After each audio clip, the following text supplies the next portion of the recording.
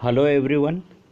यहाँ पर हम लोग थर्मोडायनामिक से related multiple choice question, objective question को सॉल्व करने का कोशिश करेंगे। थर्मोडायनामिक रिलेशनशिप के ये सारे क्वेश्चन हैं और ये जो क्वेश्चन लिए गए हैं ब्रिजलाल एंड सुब्रमण्यम की जो बुक आती है heat thermodynamic and statical physics, उससे लिया गया है। उसके चैप्टर नंबर 6 का क्वेश्चन है। यहाँ पर आप देख रहे होंगे 6.1 जो लिखा हुआ है, इसका मतलब है कि 6वें क्वेश्चन से ये लिया गया क्वेश्चन है।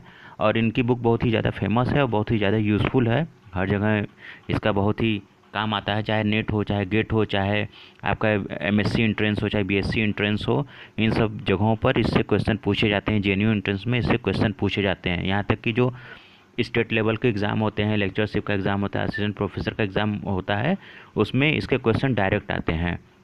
और हमको ऐसे भी काफ़ी मेल्स आ रहे हैं जिसमें लोग डिमांड कर रहे हैं कि बीएससी और एमएससी का जो फुल कोर्स होता है उसका वीडियो बनाइए। तो उस कोर्स के लिए हम आपको पहले बता दें कि हमारे चैनल में आप सर्च कीजिए तो देखिए ब्रिजलाल की पूरी बुक का हमने वीडियो बनाया हुआ है थर्मोडायनामिक का, और भी हम बना दे रहे हैं। और इसी सीरीज़ में हम सारे सेक्शन से, चाहे एटॉमिक फिजिक्स हो, न्यूक्लियर फिजिक्स हो, सभी से बना देंगे। और आप हमारे इसमें चैनल में जब सर्च करेंगे तो आपको सारे सेक्शन से मल्टीपल चॉइस क्वेश्चन मिलेंगे। इवन बहुत ही इंटरेस्टिंग टॉपिक पर हमने कुछ लेक्चर नोट भी डाले हुए हैं। तो पहला हम लोग ज़्यादा बात तो करेंगे नहीं क्योंकि बहुत ज़्यादा समय नष्ट होता है इन सब चीज़ों में। रिक्वेस्ट यही है कि आप लोग हमारे चैनल को लाइक कीजिए, सब्सक्राइब कीजिए, शेयर कीजिए, ताकि दूसरों को भी इसके बारे में पता चले और उनको इसका लाभ भी मिल सके। तो हमारा जो पहला क्वेश्चन आ रहा है ये ऑब्जेक्टिव क्वेश्चन है थर्मोडायनामिकल रिलेशनशिप से। पहला क्वेश्चन आ रहा है, 4 thermodynamical potential are pressure, volume, temperature and internal energy function. Pressure, volume, internal energy and Helmholtz function. Internal energy function, Helmholtz function, enthalpy and Gibbs function, none of this.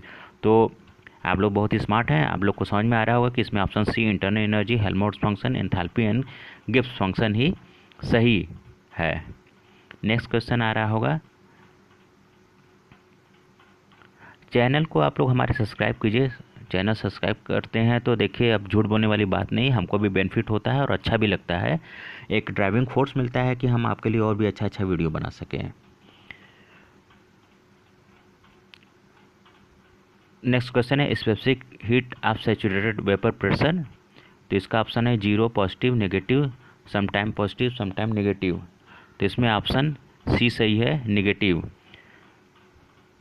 From Maxwell thermodynamic relation, E S divided by E T is equal to, ये कितना हो जाएगा? Option C सही है, gamma time होगा।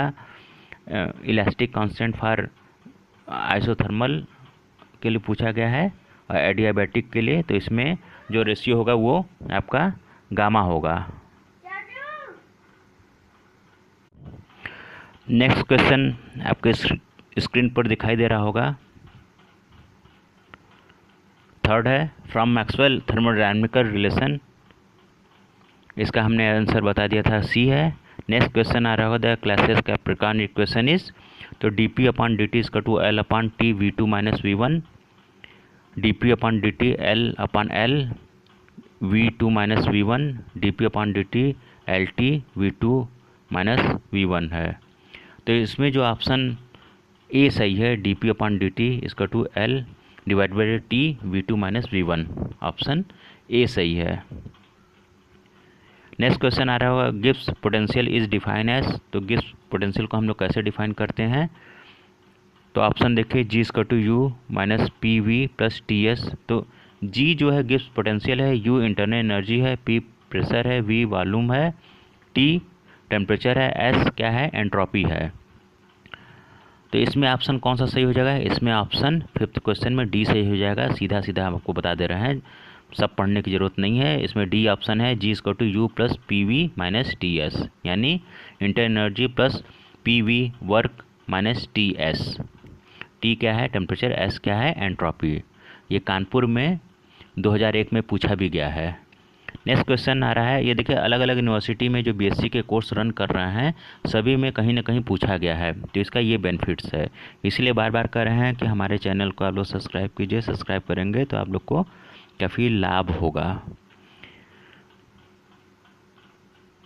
The value of C P minus C B for an ideal gas is, तो C P minus C B जो ideal gas के लिए होता है ये क्या होता है, मेयर इक्वेशन होता है। तो मेयर इक्वेशन को हम लोग सेकेंड टर्म में जो डिफाइन करते हैं वो कैसे करते हैं, T E alpha square V. इसमें ऑप्शन सी जो सही है, ऑप्शन सी सही है।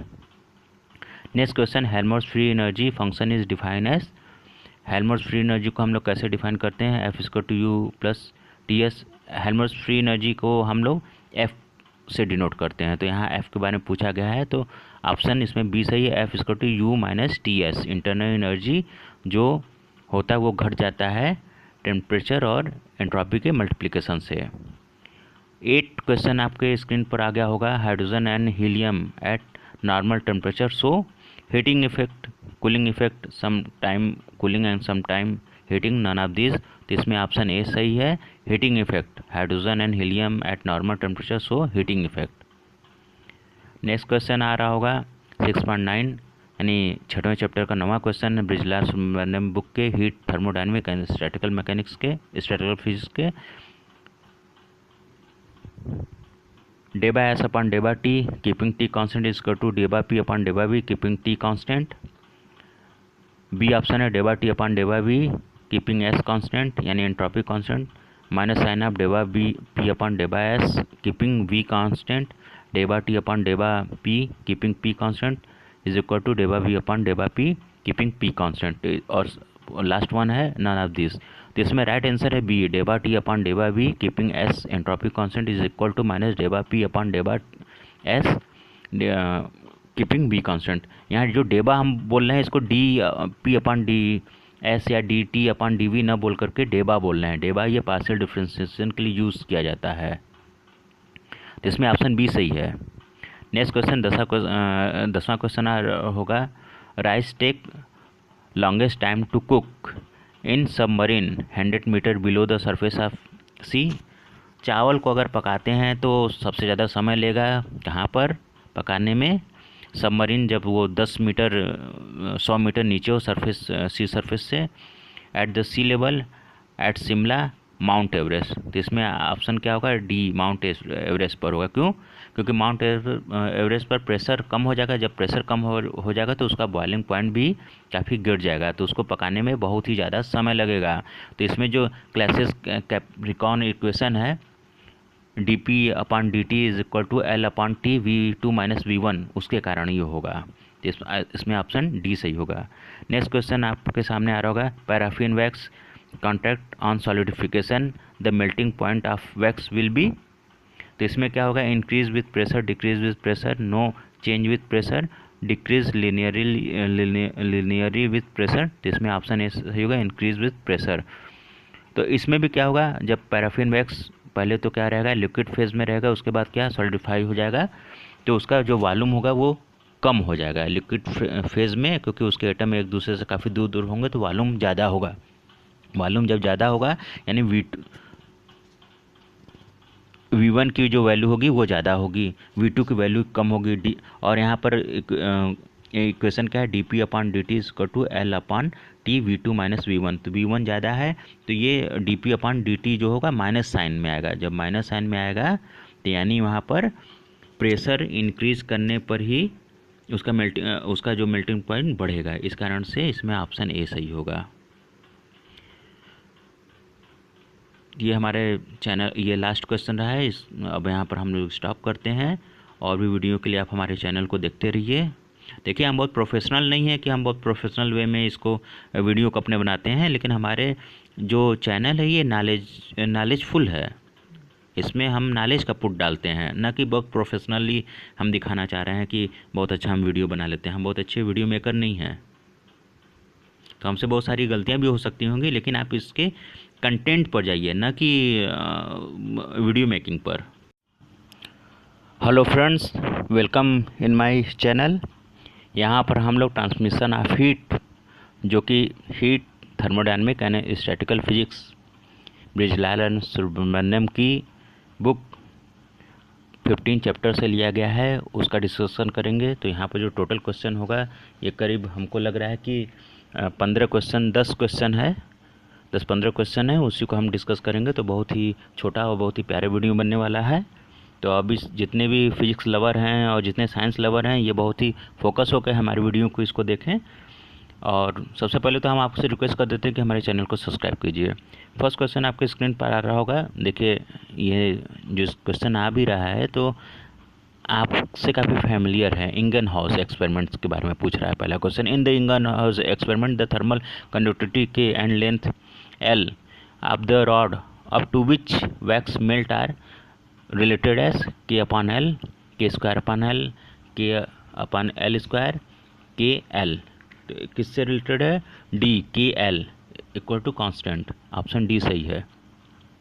Under study state the temperature of a body increase with time, decrease with time, does not change with time and can be different in different point of body।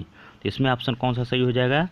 Option A, B, C, D में कौन सा आपको लग रहा है? तो इसमें option D सही है। does not change with the time and can be different as different point of body।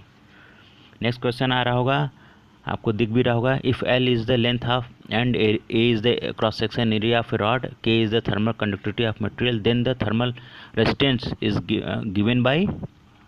Option इधर दिया हुआ है, सेकंड पेज पर था। पीडीएफ बनाने में हमसे थोड़ा सा मिस्टेक हुआ है। ए के एल डिवाइडेड बाई ए के एल। सी ऑप्शन देख लीजिए, डी ऑप्शन देख लीजिए, खुद से पढ़िए इसको, हम आपको डायरेक्ट आंसर बता रहे हैं। तीसरा का जो ऑप्शन डी होगा, जो थर्मल कंडक्टिविटी जो रेजिस्टेंस होगा वो उसके लेंथ के प्रोपोर्शनल होगा, थर्मल कंडक्टिविटी के इन्वर्सली प्रोपोर्शनल होगा, एरिया के इन्वर्सली प्रोपोर्शनल होगा। तो ऑप्शन डी सही है, L divided by K A. Next question है, the rate flow of heat through a metal bar of area of cross section 1 metre square when temperature gradient is 1 degree centigrade per metre under study state is called thermal resistance, thermal conductivity, diffusivity, resistivity. इसमें option B सही है, thermal conductivity की ये definition होती है। रोहिलखंड 2002 के improvement यानी compartment question में पूछा गया है। Next question, thermal conduction in metal take place by free electron, bound electron, vibration of molecules, none of the above.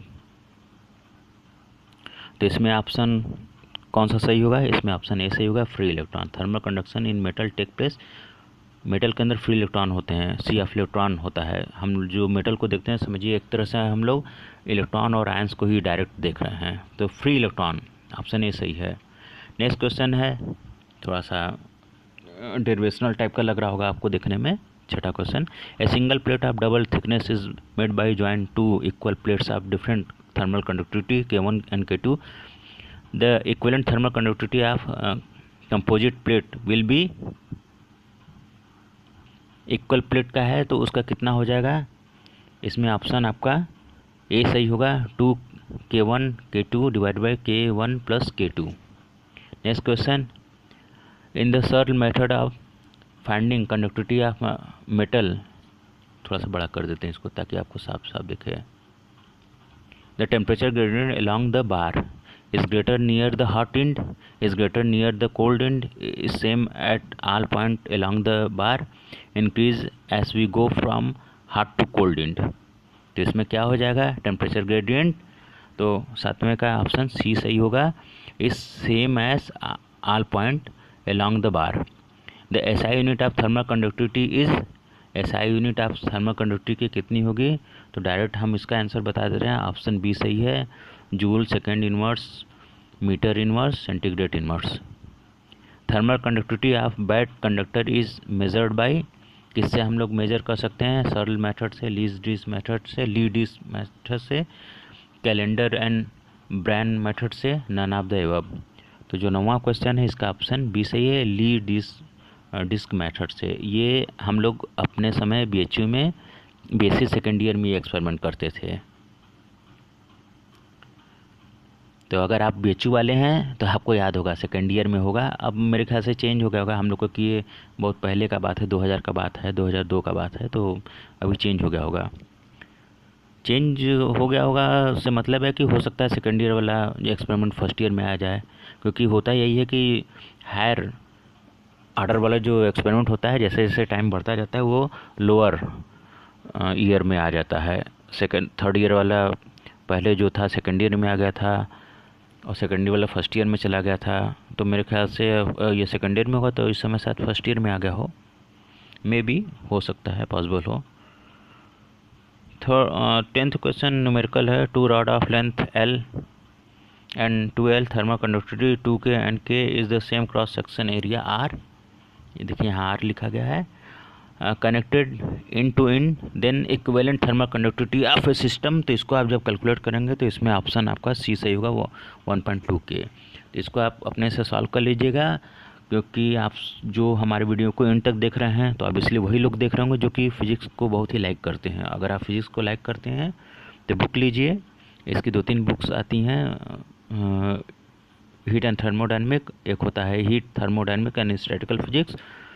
आप जिमांस्की की बुक भी पढ़ सकते हैं, और दूसरी भी बुक आती है, लेकिन ये सब काफ़ी स्टैंडर्ड बुक हैं। इनको अगर आप पढ़ेंगे तो बीएससी बहुत ही अच्छे से हो जाएगा।